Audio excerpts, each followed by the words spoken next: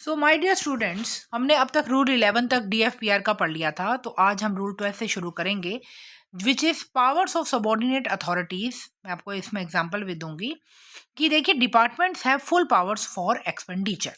Department जो होता है एक, उसकी एक्सपेंडिचर की फुल पावर भी होती है। तो किस तरीके से हमें कैसे एक्सप्लेनेशन को समझना है वो आप इसमें देखिए। Every department of government of India can spend money, revenue और कैपिटल, ठीक है, when the expenditure is with in the approved appropriation और री अप्रोप्रिएशन।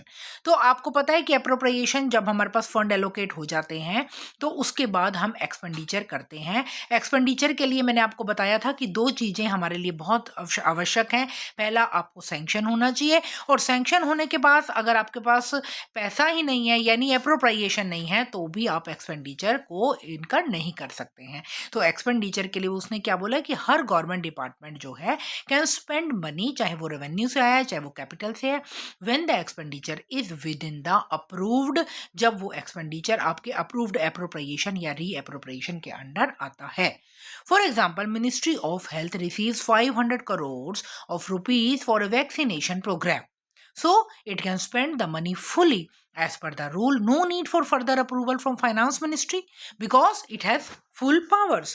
तो एक बारी मिनिस्ट्री ऑफ हेल्थ को अगर वैक्सीनेशन प्रोग्राम के लिए 500 करोड़ जो हैं एक्सपेंडिचर के लिए अप्रूव्ड अप्रोप्रिएशन या री अप्रोप्रिएशन से मिल गए, तो अब वो कंप्लीटली जो मिनिस्ट्री ऑफ हेल्थ है उसको वो स्पेंड कर सकती है। उसे आगे फिर से एक फाइनेंस मिनिस्ट्री की अप्रूवल नहीं आवश्यक।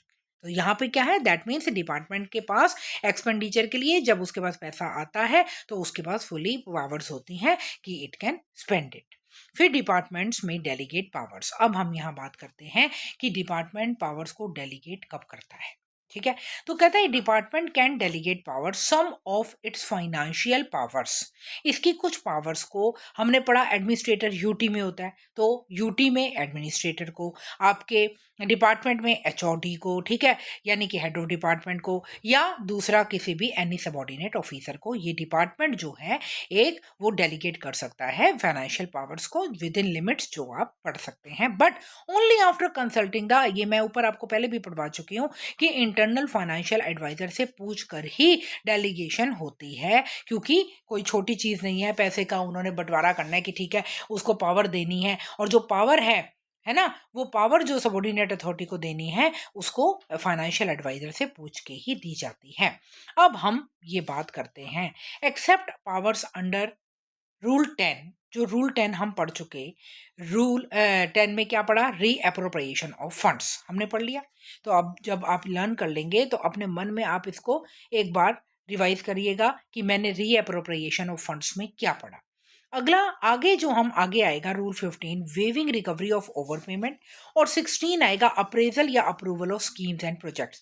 तो आप ये समझिए कि रूल 10, 15 और 16, ये जो तीन रूल हैं, ठीक है, इनको दे कैन नॉट बी रीडेलीगेटेड, इनको आगे डेलीगेट नहीं किया जा सकता। तो अगर आपके प्रश्न आता है कि डीएफपीआर के कौन से रूल को आगे फर्दर रीडेलीगेट नहीं किया जाता, तो यू मस्ट रिमेंबर कि रूल 10, रूल 15 और 16, रूल 10 में रीअप्रोप्रिएशन फंड्स है, 15 में waiving recovery of over payment है, 16 में अप्रेजल या approval of schemes and project है। इसके अलावा हम डेलीगेट कर सकते हैं, इनको डेलीगेट आगे री नहीं किया जा सकता।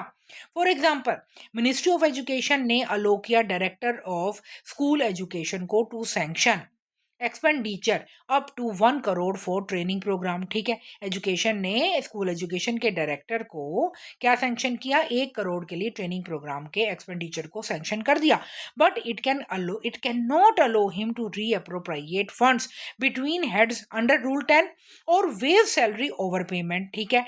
These remain within the central department only, यानी कि ये जो है, जो एक्सपेंडिचर को सैंक्शन किया है, इसको आगे ये रीअप्रोप्रिएट नहीं कर सकता इन फंड्स को। जैसा कि हमने बताया कि जो रीअप्रोप्रिएशन आपने रूल 10 में पढ़ा यानी उन्हीं को ये और आगे रीअप्रोप्रिएट तोड़ के फंड को दूसरी जगह पे नहीं लगा सकता या वेव नहीं कर सकता सैलरी ओवर पेमेंट को। ये आगे 15 में आपको समझाऊंगी कैसे। These remain within the central department only. तो ये किसके अधिकार में रहता है? केवल सेंट्रल डिपार्टमेंट के अधिकार में रहता है। तो हमने क्या पढ़ा कि रूल 10, 15 और 16 that is a reappropriation of fund, waiving recovering of over payment या अप्रेजल या approval of scheme and project. ये जो है 3 रूल जो हैं दे कैन नॉट बी रीडेलीगेटेड।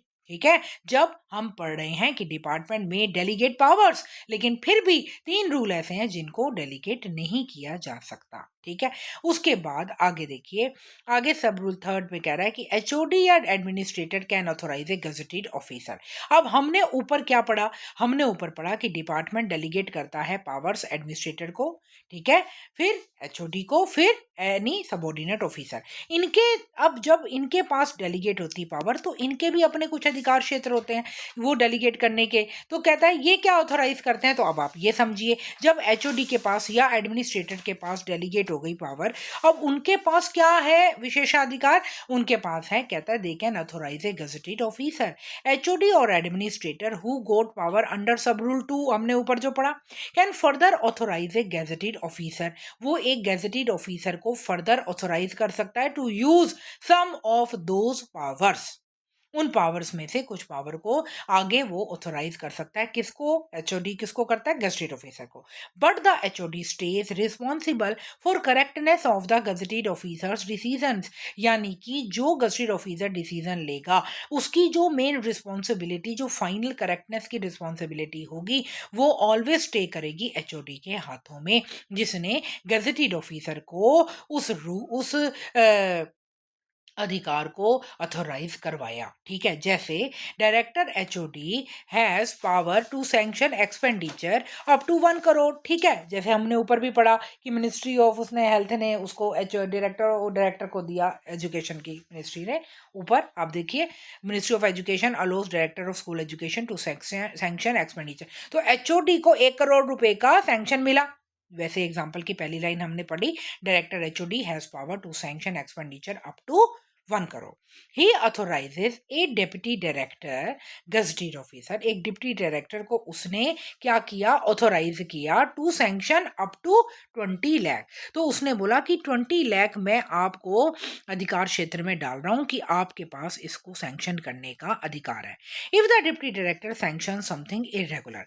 अब जिस डिप्टी डायरेक्टर को एचओडी के द्वारा पैसे की ये विशेषाधिकार मिला सैंक्शन करने के लिए, अगर उसने कुछ इरेगुलरिटी की उस पैसे को सैंक्शन करने के दौरान, then who will responsible in final category? The director is responsible, not the deputy director. तो इसीलिए अब आपको ये लाइन क्लियर होगी कि HOD stage responsible for the correctness of gazetted officers decision.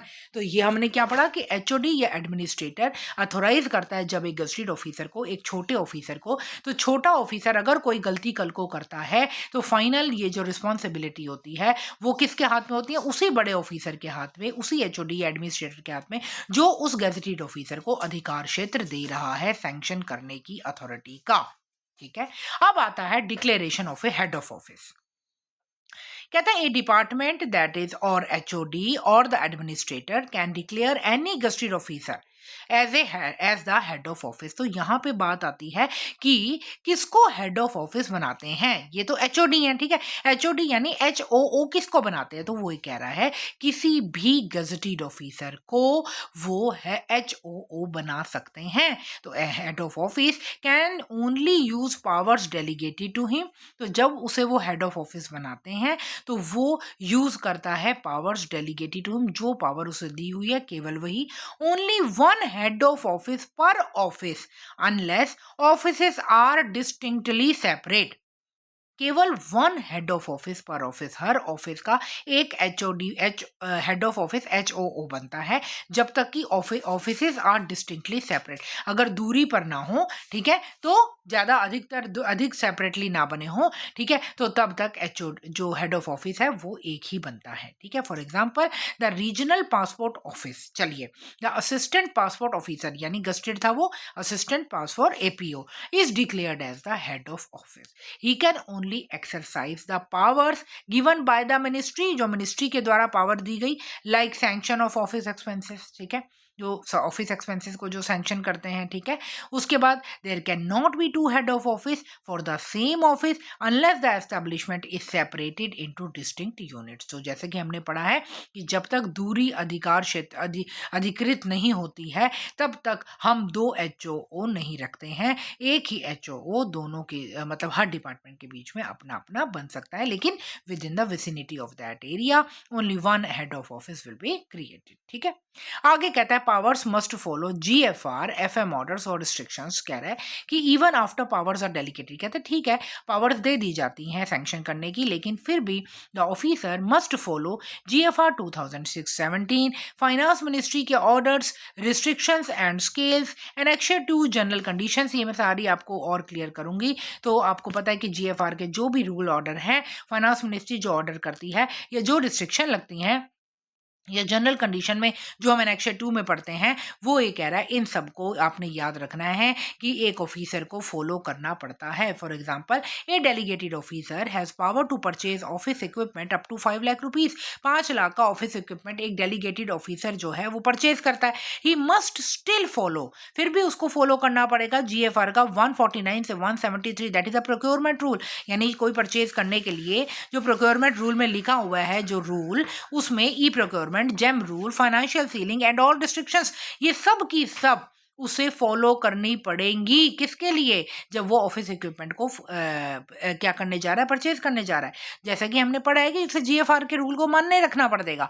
He can not bypass GFR just because he has delegation. ऐसा नहीं है कि एक उसको अधिकार मिल गया तो अब वो जीएफआर रूल को बाईपास कर देगा। No, he has to follow every rule, every finance ministry order, every restriction और द एनेक्शर 2। आपको अपने टिप्स पे ये याद करना है कि जब भी एक व्यक्ति को, एक ऑफिसर को पावर डेलीगेट होती हैं तब उसको किसी भी चीज को बाईपास नहीं करना। जो भी रूल्स लगे होते हैं प्रोक्योरमेंट के या जो भी रूल्स फाइनेंस मिनिस्ट्री के ऑर्डर के अकॉर्डिंग बनाए जाते हैं, उनको मान्यता देते हुए उसके अंडर ही उसे कार्य करना है। फिर कहता है power can be use to validate past actions. अब कहता है कि an authority with delegated powers can also approve और रेगुलराइज एन एक्शन, यानी कि आफ्टर इट हैज हैपेंड, अगर एक अथॉरिटी को डेलीगेट मिली हुई है पावर, वो कहता है वो उसे अप्रूव कर सकता है उस कार्य को, उसके पश्चात भी, यानी काम हो गया, यानी उसको वैलिडेट पास्ट एक्शन, यानी बाद में जाकर भी उसको अप्रूवल दे सकता है, even if they did not have power at that time. अगर हो सकता है कि कोई काम अभी हुआ है, at that time mister Ram was not delegated any power, ठीक है। फिर अब क्या हो गया कि अब इस समय अप्रूव वो हो चुका है, लेकिन इस समय मिस्टर राम के पास पावर आ चुकी है डेलीगेट करने की, उसको सैंक्शन करने की, तो अप्रूवल करने की। तो इस समय mister Ram can do it post facto, ठीक है। पोस्ट फैक्टो क्या होता है? यानी कि कार्य पूर्ण होने के बाद में उसको हम अप्रूवल दे सकते हैं। आइए एग्जांपल के साथ इसको समझते हैं बहुत अच्छा कि an officer purchases emergency supplies worth ₹3 lakh during flood without proper sanction. अब बाढ़ आ गई, बिना प्रॉपर सैंक्शन के 3 लाख रुपए की इमरजेंसी सप्लाई ऑफिसर ने परचेज करवा दी, ठीक है। Later, the department delegates power to the HOD to approve expenditure up to 5 lakh। उसके बाद उसने अब हुआ, डिपार्टमेंट ने क्या किया, HOD को 5 लाख के अप्रूवल की एक्सपेंडिचर की पावर्स को डेलीगेट कर दिया। अब उस समय जो फ्लड के दौरान इमरजेंसी में से पैसा गया था और विदाउट अप्रूवल गया था, प्रॉपर सैंक्शन नहीं गया था, तो इस समय जब एचओडी ने डेलीगेट कर दी पावर डिपार्टमेंट को, एचओडी को, तो अब क्या करेगा HOD? Now HOD can validate क्या होता है? रेगुलराइज, ठीक है। वैलिडेट दैट पास्ट एक्सपेंडिचर, जो एक्सपेंडिचर 3 लाख का हुआ था और उसको 5 लाख के अधिकार क्षेत्र मिल गए, तो उस 3 लाख को वो पास्ट एक्सपेंडिचर को which is called post facto approval, post facto approval में वो उसे वैलिडेट कर सकता है। तो डीएफपीआर का पावर रूल क्या कहलाता है कि अगर कोई पास्ट एक्शन है, अगर कोई एक्शन है जो कि घटित हो चुका है लेकिन वो समय इमरजेंसी थी, उस समय वो उसे उसका पैसा ले लिया गया, ठीक है, लेकिन बाद में उसका अप्रूवल देना है, बाद में कौन देता है? जिसको वो पावर डेलीगेट हुई और उसके अधिकार क्षेत्र में उसने पैसे की पावर आती है, तो then he can it sanction it after post facto approval, ठीक है, इन अंडर। उसके बाद कहता है, चलिए तो हमने क्या पढ़ा इसमें जरा देख लेते हैं, फिर हम एमसीक्यू करेंगे इसके कि departments have full power to incur expenditure under appropriation and reappropriation. सबसे पहले मैंने आपको बताया एग्जाम्पल इसका क्या बताया था कि हेल्थ मिनिस्ट्री स्पेंड करती है 500 करोड़ रुपए अप्रूव्ड इन बजट, लेकिन इसको इस फंड को वो आगे री एप्रोप्रिएट नहीं कर सकती, कंप्लीटली इट विल स्पेंड, ठीक है। Department can delegate power except rule 10, 15 and 16। जैसा कि मैंने आपको बताया, आपने याद करना है, इन 3 रूलों के अलावा डेलीगेट कर सकती, लेकिन इनको डेलीगेशन की अथॉरिटी नहीं है इन रूल्स के अंडर। तो ministry gives director power to sanction ₹1 crore but cannot delegate reappropriation because 10, 15 and 16 cannot be redelegated. Next, HOD may authorize a gazetted officer in writing. Yes, तो अब क्या कह रहा है? Director gives deputy director sanction power to 20 lakh. Director को 1 करोड़ की मिली थी, उसने डिप्टी डायरेक्टर को 20 लाख दे दिया, ठीक है। तो आपने इसमें साथ में मैंने आपको क्या बताएगा, बट मेन बात क्या थी कि जब एक गजेटेड ऑफिसर को डेलीगेट की जाती है पावर, तो जो बड़ा वाला ऑफिसर है he is the final authority for all the responsibility, ठीक है। अगर कुछ इरेगुलरिटी होती है तो बड़े वाला ऑफिसर जो डेलीगेट कर रहा है पावर को, उसी की सारी रिस्पॉन्सिबिलिटी मानी जाएगी। छोटा तो भाग जाएगा सीट से कि मैंने तो गलती कर दी, लेकिन बड़ा वाला नहीं भाग सकता, समझ गए। Gazetted officer can be declared head of office. किसी भी गजेटेड ऑफिसर को हेड ऑफ ऑफिस हम डिक्लेयर कर सकते हैं, जैसे असिस्टेंट पासपोर्ट ऑफिसर को HOO बना दिया, लेकिन आपको पता है, ये भी आपने याद कर लेना है, फिर भी अपने माइंड में रिमेंबर क्या रखना है, दोबारा से रिवाइज क्या करना है कि हेड ऑफ ऑफिस बनाया तो जाता है, लेकिन वो एक ही होता है हर डिवीजन का, हर एस्टेब्लिशमेंट में एक ही होता है, जब तक कि डिस्टिंक्ट सेपरेट ऑफिसेस नहीं होते। अगर दूरी नहीं है तो सबका एक ही बनाया जाता है, ठीक है। फिर powers must follow GFR FM instruction, और आपने जो कि मेरे साथ पढ़ा था कि एनेक्शर 2 इन जनरल आपकी कंडीशंस, उसमें सब कुछ होते हुए डेलीगेट पावर होने के बावजूद कोई भी officer must follow GFR procurement rule even if has delegation. इसका मतलब ये नहीं कि अधिकार मिल गया तो भैया आप कुछ भी कर लो, हम तो कुछ भी गलत खरीद बिक्री कर सकते हैं, नहीं, आपको GFR के रूल्स को मान्य रखना ही पड़ेगा। Past irregular expenditure can be validated, जैसे कि मैंने आपको बताया था कि फ्लड के दौरान पैसा लिया गया, लेकिन उसको दोबारा अब उस समय जब क्योंकि अप्रूवल नहीं मिला, जब अप्रूवल HOD को मिल गया तो उसने 3 लाख रुपए 5 लाख वाले अप्रूवल की अधिकार क्षेत्र से उसको क्या कर दिया, वैलिडेट कर दिया, मतलब रेगुलराइज कर दिया, मतलब अप्रूवल दे दिया, मतलब पोस्ट फैक्टो अप्रूवल उसको मिल गया। तो ये मैंने आपको समरी समझा दी, ठीक है। चलिए क्वेश्चन देखते हैं। Under rule 12(1) department of the government of India have full power to incur only revenue, only capital or the both revenue capital or neither. तो हमने क्या पढ़ा था कि see that is both revenue and capital expenditure full power to incur होता है। Departments have full power for both revenue and capital expenditure related to appropriation and reappropriation. Question, delegation of power under rule 12(2) must be done without consultation, after consulting the internal financial adviser, only after cabinet approval या finance ministry approval. So we have read this कि after consulting the internal financial adviser, जब भी एक power को delegate किया जाता है IFA के साथ कंसल्ट करने के बाद ही उस अधिकार को दिया जाता है।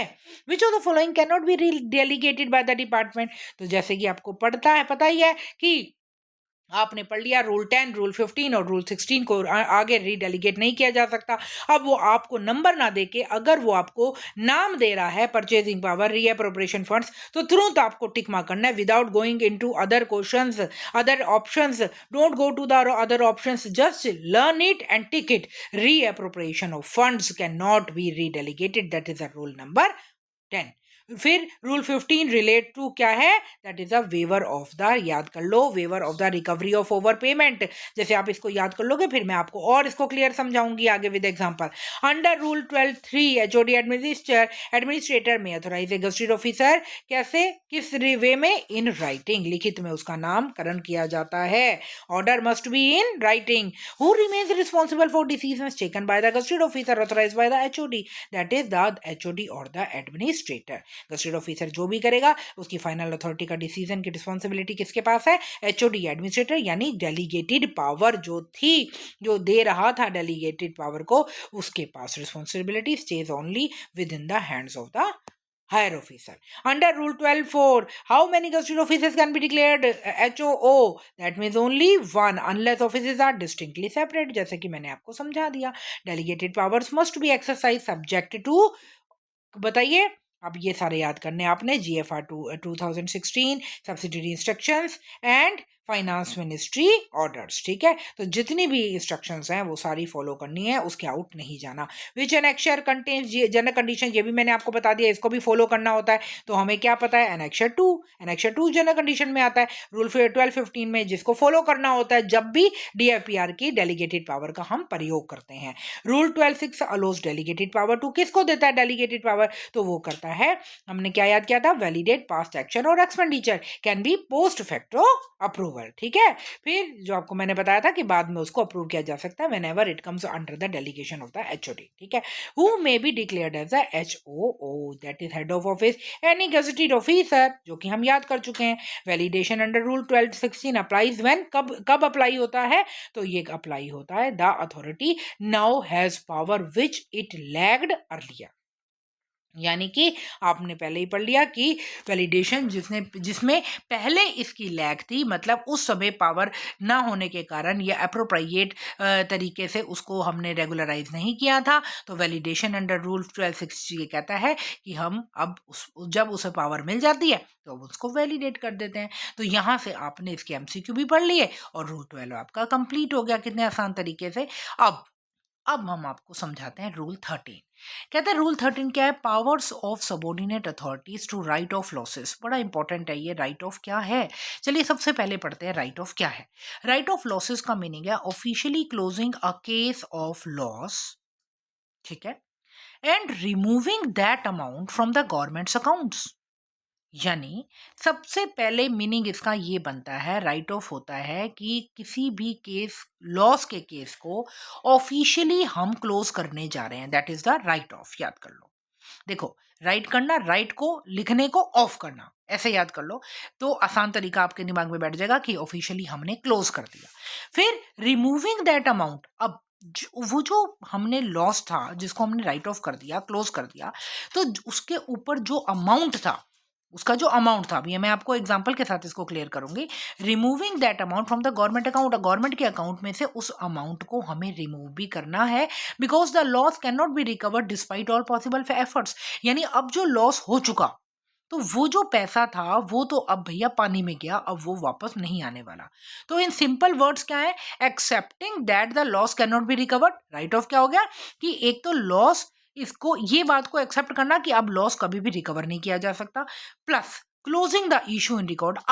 अब यूजलेसली जब वो आना ही नहीं वापस कहीं से पैसा, तो उसको रिकॉर्ड में रख के हमें क्या मिलना है भाई, तो चलो उसको क्लोजिंग भी कर देते हैं। तो इशू इन रिकॉर्ड्स को हमने क्लोज भी कर दिया। आइए एग्जाम्पल के साथ समझते हैं। एक government laptop worth 40,000 of rupees gets damaged beyond repair. ठीक है, तो कहता है कि बियॉन्ड रिपेयर वो डैमेज हो गया। ठीक है, फिर कहता है after investigation the department rights off the loss.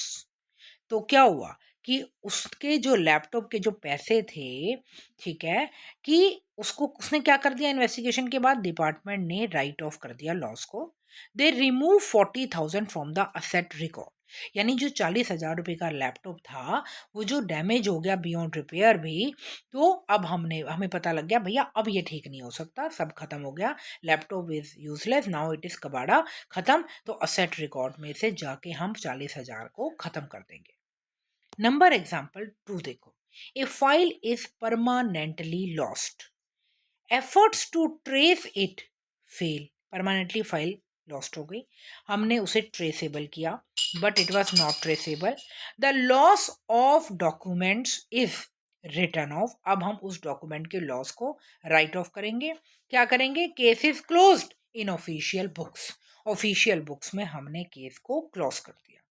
Number third पे एग्जाम्पल देखो, construction material worth ₹50,000 is eaten by termites.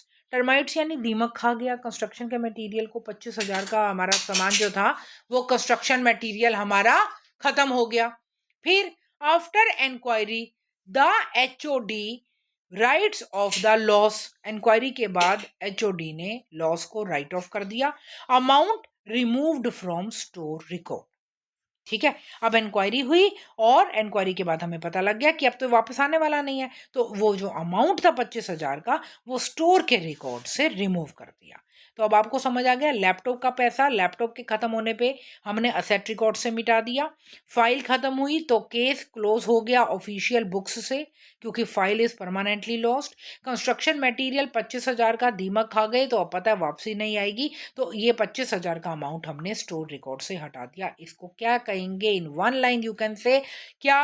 Right off loss means the government formally accept करती है पहले that the loss is unrecoverable and removes it from accounts after proper investigation. एक एक line के word को समझने के बाद ही याद करना कि पहले एक्सेप्ट करती है कि रिकवरेबल नहीं है, फिर रिमूव करती है अकाउंट से, लेकिन ऐसे ही अकाउंट से रिमूव नहीं करती है। मेरे प्यारे स्टूडेंट्स, इस चीज़ को याद रखो, वो कह रहा है कि आफ्टर प्रॉपर इन्वेस्टिगेशन, पहले इन्वेस्टिगेशन जरूर की जाती है कि क्या ये वापसी आ सकती है, क्या इसका वापसी वैल्यूएबल है, कहीं कोई रास्ता वापस आने का है। अगर नहीं है तो प्रॉपर इन्वेस्टिगेशन के बाद ही अकाउंट से रिमूव किया जाता है। अब कहता है मेन रूल इसका क्या है कि सबऑर्डिनेट अथॉरिटीज, दैट इज जो आप ऊपर पढ़ के आए हैं, HOD administrator can write off losses only up to the limit and conditions fixed by the finance ministry from time to time. अब आपको याद करना है कि रूल कहता है कि ये कार्य करता कौन है, तो ये कार्य HOD या एडमिनिस्ट्रेटर करते हैं। और ये कब करते हैं, ये कितना कब किस लिमिट में करते हैं, वे उस लिमिट या कंडीशन में करते हैं जिसे time to time finance ministry एक से फिक्स करती है। ठीक है, फिर इसका मतलब है कि दे can not right of any amount they want. ये नहीं कि बिना कुछ पूछे बिना कुछ समझे बस उसने कर दिया, अच्छा नहीं मिल रहा चलो भी राइट ऑफ कर दो, ऐसे नहीं होता। They cannot write off any amount they want. They must follow finance ministry's monetary limits and rules. जो FM ने मॉनिटरी लिमिट बनाई हुई है कि इतने तक हमें ऐसे करना है, उसके बाद ही उसको वो फॉलो करके राइट ऑफ करते हैं। अब यहाँ पे आ जाओ, कहता है कि subordinate authorities may write off losses only when all the following conditions are satisfied. तो कौन कौन सी कंडीशन सेटिस्फाइड होती हैं, इसका समझना बहुत बहुत अनिवार्य है। Number 1, the loss should not show any defect in rules और procedure that needs higher authorities approval to fix. कहता है ये बहुत इंपॉर्टेंट है, बड़े ध्यान से समझो। इसका मतलब क्या है कि एक computer was damage due to an electrical short circuit. Computer damage कैसे हुआ था? इलेक्ट्रिकल शॉर्ट सर्किट हुआ, कंप्यूटर उड़ गया, खत्म। This does not indicate any defect in financial rule. देखिए फाइनेंशियल रूल के अकॉर्डिंग तो कोई डिफेक्ट नहीं आया, so the subordinate authority can write it off. ठीक है, तो इसको वो राइट इट ऑफ कर सकती है क्योंकि वो अचानक आने वाली सदमे से कंप्यूटर खत्म हुआ था। But if the loss happened due to a loophole in procurement rule, अगर प्रोक्योरमेंट यानी उसकी खरीद बिक्री के समय कोई लूप होल सामान आया, उस समय कोई लूप होल यानी कोई कमी रह गई, उस समय के कारण कंप्यूटर की प्रॉब्लम आई, then it cannot be written off by subordinate authority. It must go to the higher authority or finance ministry. तो उस समय अगर कोई लूप होल प्रोक्योरमेंट रूल के अंडर आया, ऐसी स्थिति में वो कंप्यूटर आपके लिए डब्बा नहीं बनेगा। ऐसी स्थिति में it can not be written off by subordinate authority. ऐसी स्थिति में it must go to the higher authority और द फाइनेंस मिनिस्ट्री। लेकिन क्योंकि इलेक्ट्रिकल शॉर्ट सर्किट हुआ, फाइनेंशियल रूल यानी प्रोक्योरमेंट रूल के अंडर इसमें कोई प्रॉब्लम नहीं आई, तब हम इसको राइट ऑफ कर सकते हैं। ये है पहली कंडीशन कि loss should not show any defect in rule on procedure. यानी कि ये जो लॉस जो भी होगा जिसको हमें राइट ऑफ करना है वो कभी भी किसी रूल या प्रोसीजर के अंदर कोई डिफेक्ट नहीं दिखाता। तभी जब वो डिफेक्ट नहीं दिखाता किसी रूल या प्रोसीजर के अंदर तभी उसे राइट ऑफ किया जाता है। और अगर रूल के अंदर कोई डिफेक्ट दिखता है कि प्रोक्योरमेंट रूल के अंदर या प्रोसीजर के अंदर कोई डिफेक्ट था, कोई लूप होल था, दैट नीड्स, अब इस लाइन को समझो, that needs higher authorities approval to fix. अब इसको फिक्स करने के लिए हायर अथॉरिटी को बताना पड़ेगा कि सर प्रोक्योरमेंट रूल के अंदर लेते या खरीदी बिक्री के अंदर इसके अंदर प्रॉब्लम आई है, तो हमने जब उसे फिक्स करने के लिए हमें बड़े अफसर के पास जाना पड़ेगा और बड़े अफसर के पास या फाइनेंस मिनिस्ट्री तक अब ये निपटारा आगे जाएगा। तो कंडीशन 1 को फॉलो करेंगे। कंडीशन 2 कहता है there should be no serious negligence by government employee requiring disciplinary action. कहता है कि डिसिप्लिनरी एक्शन जिसके लिए जरूरत होती है गवर्नमेंट एम्प्लॉय के ऊपर करने के लिए, कब? जब वो कोई सीरियस नेग्लिजेंस करता है, जैसे कि हम सीसीए रूल्स में पढ़ेंगे, पेनल्टी में पढ़ेंगे, सस्पेंशन में पढ़ेंगे। जब तक कोई नेग्लिजेंस नहीं है तब तक आप किसी के ऊपर डिसिप्लिनरी एक्शन नहीं लगा सकते हैं, है ना। तो वो ये कह रहा है कि गवर्नमेंट एम्प्लॉय के पास अगर डिसिप्लिनरी एक्शन हमें रिक्वायरिंग है, ऐसी कोई सीरियस नेग्लिजेंस नहीं है, there should be no serious, ऐसा नहीं होना चाहिए। If a clerk accidentally misplaced a file and it got lost, that is a minor negligence, it can be written off, ठीक है। But if a storekeeper deliberately ignored storage safety rule and materials got spoiled, अगर एक store keeper जानबूझकर ignore कर रहा है storage को, storage के सेफ्टी रूल को, और मटेरियल स्पॉइल हो रहा है, ये क्या बन जाएगा? It will become serious negligence. Serious negligence किसकी तरफ जाएगा? उस गवर्नमेंट एम्प्लॉय के डिसिप्लिनरी एक्शन की तरफ। तो it can not be written off by the subordinate authority, must be reported to the disciplinary action. तो कंडीशन 2 क्या कहती है कि गवर्नमेंट एम्प्लॉई कोई गलती जानबूझकर नहीं कर सकता, तभी हम उसे राइट ऑफ करेंगे। पहली में क्या बोला है कि हमारे अपने किसी रूल प्रोसीजर में कोई डिफेक्ट नहीं होना चाहिए, तब हम उसे राइट ऑफ करेंगे।